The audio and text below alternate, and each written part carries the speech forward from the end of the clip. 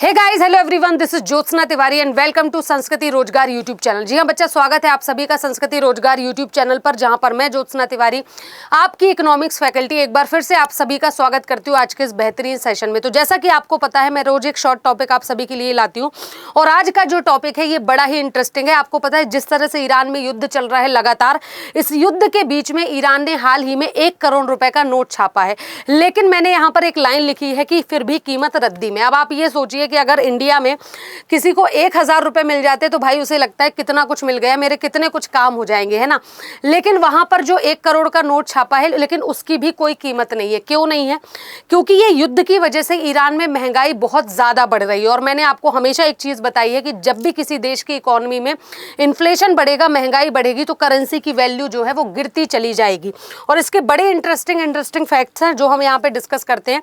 तो जैसा कि आपने देखा कि ईरान ने छापा 1 करोड़ रियाल का नोट। अब आपको पता है कि ईरान की करेंसी क्या है? रियाल है ना। वहां पे रुपया तो चलता नहीं है, ईरान की करेंसी रियाल है और वहां पर 1 करोड़ का नोट हाल ही में छापा गया है।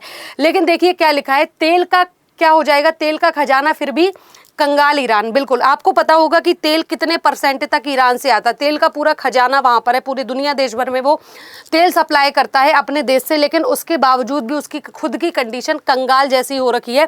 1 करोड़ रियाल में भी नहीं चल रहा है घर। सोचिए कितनी बड़ी बात है। अब ये घटनाक्रम क्या है और इसमें क्या कुछ हो रहा है, क्या क्या इसके कारण है, देखिएगा। तो सबसे पहले देखिए कि ईरान ने हाल ही में 1 करोड़ रियाल का नया नोट छापा है, नया नोट जारी किया है। यह नोट मुद्रास्फीति के कारण, किसके कारण? मुद्रास्फीति मतलब वहां पर इन्फ्लेशन बहुत ज्यादा आ गया है, उसके कारण आम लेन देन में आसान बनाने के उद्देश्य से छापा गया था। ठीक है, लेकिन लोगों ने इसे कोई फायदा नहीं हुआ क्योंकि नोट की वास्तविक कीमत लगातार गिर रही है। अब मैं आपको यहाँ पर बताऊं, अगर ये जो 1 करोड़ का नोट है, इसकी इंडिया के रुपए में, अगर इंडियन रुपये में मैं इसकी कीमत देखने जाऊं तो आप इमेजिन नहीं कर पाएंगे कि इसकी कीमत जो है वो 600 से लेकर के 700 रुपए तक है इंडिया के। मतलब आप सोचिए, वहां का 1 करोड़ का नोट और इंडिया का मात्र 600-700 रुपए के बीच में इसकी कीमत है। ठीक है, चलिए देखिएगा यहाँ पर। तो central Bank of the Islamic Republic of Iran, जैसे हमारे यहाँ का RBI है ना जो नोट छापता है, वैसे ही ईरान का जो सेंट्रल बैंक है उसका नाम है Central Bank of the Islamic Republic of Iran, Iran check. ठीक है, इसने जारी किया है। अब देखो ईरान में आसमान क्यों छू रही है महंगाई। तो सबसे पहला तो देखिए ये इसका कारण है कि ईरान की अर्थव्यवस्था पिछले कई सालों में दबाव में थी, लेकिन 2025-26 में ये संकट चरम पर पहुंच गया। जब दिसंबर 2025 में महंगाई दर वहां पे कितनी पहुंच गई? 42.5%। और 42.5% की महंगाई दर का मतलब है कि इस देश में आ चुका है हाइपर इन्फ्लेशन।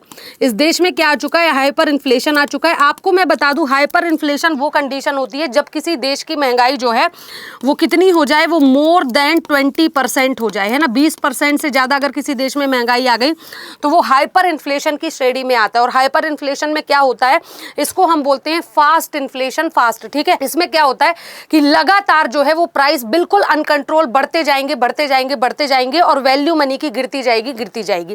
क्लियर है सभी को? अब यहाँ पर देखो, कुछ रिपोर्ट्स में खाने पीने की चीजों की महंगाई को यहाँ पर 70% से भी ज्यादा बताया गया है। बात करें दिसंबर 2025 में, तो $1 की कीमत 14 लाख ईरानी रियाल थी। सोचिए, हमारे देश में भी $1 की कीमत लगभग 94 प्लस रुपए है। ठीक है, लेकिन वहां पर कितनी थी? 14 लाख ईरानी। मतलब सोचिए पैसे की वैल्यू कितनी गिर गई है वहां पर। अब देखो, प्रतिबंध बना सबसे बड़ा कारण। क्या कारण था कि वहां की इन्फ्लेशन के ये हाल हुए, वहां के नोट के ये हाल हुए? तो ईरान की हालत खराब होने के पीछे सबसे बड़ा अंतरराष्ट्रीय प्रतिबंध था। अमेरिका हो गया, चाहे यूरोप और UN ने कड़े आर्थिक प्रतिबंध लगा दिए युद्ध की वजह से। परमाणु और मिसाइल प्रोग्राम के चलते व्यापार सीमित हो गया उसका। कई देशों ने ईरान से तेल खरीदना बंद कर दिया।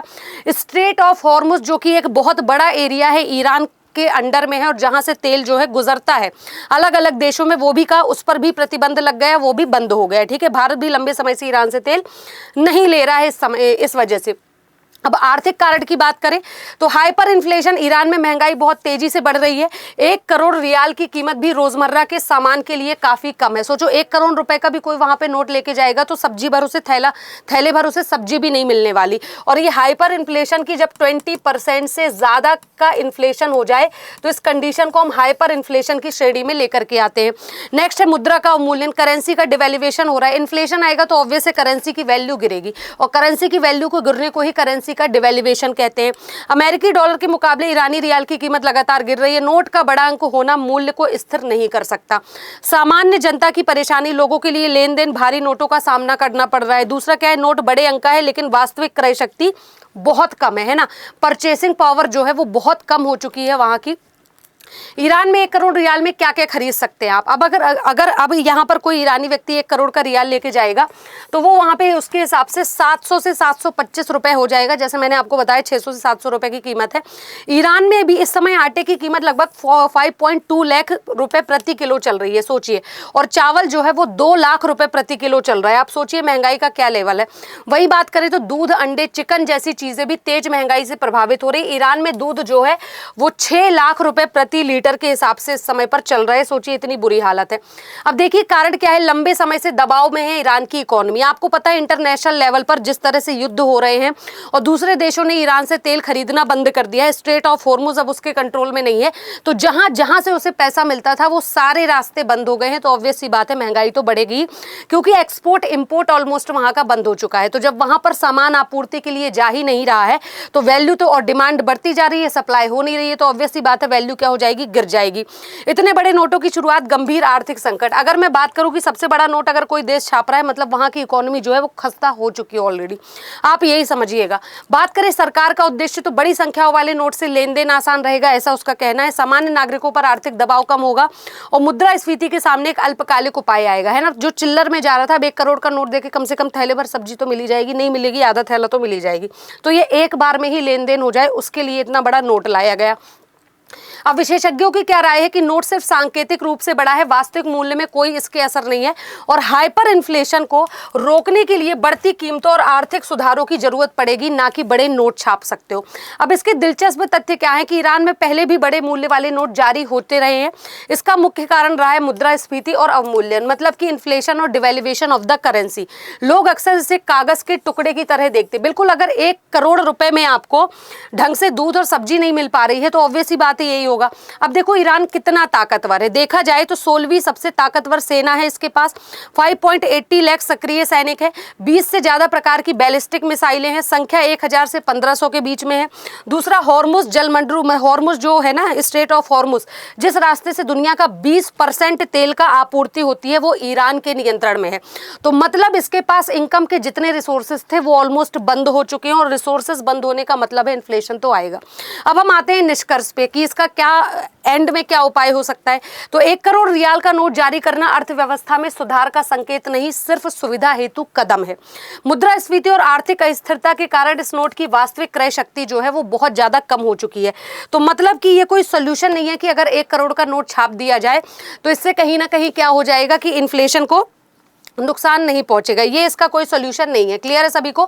तो यहाँ पर मुद्दा सिर्फ इतना है भाई कि अगर किसी भी देश में आपूर्ति नहीं है और डिमांड बहुत ज़्यादा है तो ऑटोमेटिकली वहाँ की करेंसी की वैल्यू गिरनी चालू हो जाएगी। और ईरान में युद्ध की वजह से आपूर्ति नहीं है, दूसरे देशों से इम्पोर्ट एक्सपोर्ट नहीं हो रहा है और डिमांड तो वही रहेगी ना। लोग खाना थोड़े छोड़ देंगे, लोग जीना थोड़े छोड़ देंगे। तो इस वजह से क्या हो रहा है, करेंसी की वैल्यू बिल्कुल गिरती जा रही है। ऐसा नहीं है कि ये ईरान में पहली बार देखा गया, सेम सिचुएशन आपने जिम्बाब्वे में भी देखी है, पहले देख चुके हैं। सेम सिचुएशन आप 1920 में जर्मनी में भी देख चुके हैं। ठीक है, तो ये हुआ है। अब बात करते हैं, अगर मैं भारत की बात करूं कि भारत ने अभी तक हाईएस्ट कितनी करेंसी की वैल्यू का नोट छापा है, तो इंडिया में अभी तक हाईएस्ट 10,000 रुपए का नोट छापा जा चुका है। अब आपके इस पे क्या विचार है मुझे कमेंट बॉक्स में जरूर बताइएगा और जाते जाते चैनल को सब्सक्राइब जरूर कर लीजिएगा। अभी के लिए बस इतना ही। Thank you so much.